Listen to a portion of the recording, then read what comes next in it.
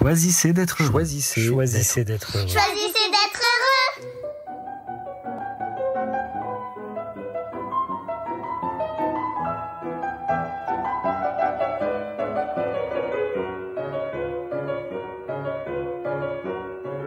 Régime de banane. En voiture ce matin, la circulation est fluide et la journée s'annonce sereine. Je slalome entre les voitures indécises, joyeuse de sentir les choses prendre leur place de manière limpide ce matin. Tiens, le feu passe à l'orange. Bon, alors docile, je ralentis et je m'arrête, vaguement contrariée et finalement satisfaite de disposer de cette petite fenêtre de quelques secondes à l'arrêt. Je jette un œil aux passagers dans les voitures environnantes, aux piétons qui traversent la rue d'un pas hâtif, et, sans même m'en être aperçu, je réalise que j'ai dans la main mon téléphone que je viens d'attraper dans mon sac à main sur le siège passager à ma droite. Comme pour satisfaire un besoin qui n'en est pas un. Parce que bien sûr, le feu vient de passer au vert et je ne vais évidemment pas pouvoir regarder les derniers messages que j'ai peut-être reçus.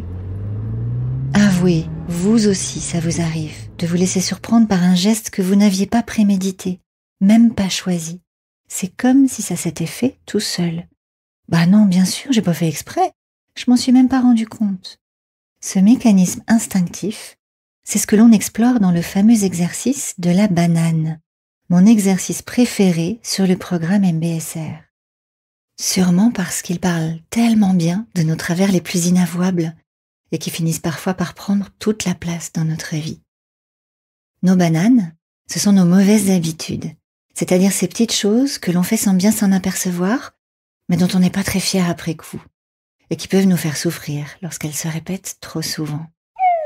Comme ces bananes qu'on propose aux singes en laboratoire, pour vérifier si c'était nécessaire, qu'ils ne résistent pas à la tentation de tendre la main pour attraper la banane, instinctivement, même s'ils n'ont pas faim d'ailleurs.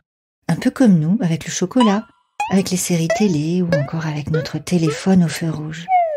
Chacun son travers, n'est-ce pas? Et il suffit d'ouvrir le débat pour que chacun s'allège finalement de ces démons les plus inavouables, ceux qui nous sont familiers et dont on doit bien reconnaître que leurs conséquences pèsent parfois lourd dans notre vie. Répondre de manière impulsive à un message qui m'a froissé, et c'est une vraie bombe à retardement. Ou encore rouvrir sa messagerie à minuit pour terminer d'écluser la liste des mails en retard, au risque d'écourter sa nuit. Le drame avec les bananes, c'est qu'on ne se voit pas faire. Ou plutôt, on se voit faire, mais trop tard, lorsqu'on a déjà un doigt dans l'engrenage, un pied dans le ravin et le deuxième nous y entraîne tout droit. Une sorte d'état un peu hypnotique, comme lorsque je relève la tête de mon écran après la gestion nocturne de mes mails et que je ne sais objectivement plus si nous sommes le matin, le midi ou le soir. Une sorte de surinvestissement émotionnel qui nous mène droit à l'épuisement mental et psychique.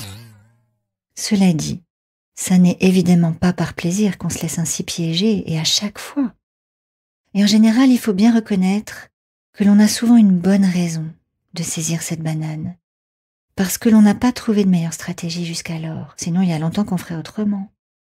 Et en cela, une manière de sortir de cette ornière, c'est certainement de rester doux et tolérant avec soi-même, de porter un regard compassionné sur ce travers qui nous pourrit la vie. C'est pas très drôle, bien sûr, juste risible, n'est-ce pas? D'ailleurs, le simple fait d'en parler, sans crainte du jugement, nous libère souvent et remet dans le système quelques marges de manœuvre pour envisager des alternatives. Peut-être une pomme à la place de la banane, ou encore juste une demi-banane cette fois-ci. Et vous, quelles sont vos bananes préférées? Ces mauvaises habitudes que vous connaissez bien. Et comment pourriez-vous, cette semaine, les démasquer, pour les apprivoiser un peu peut-être? Très belle journée à vous, et choisissez d'être heureux.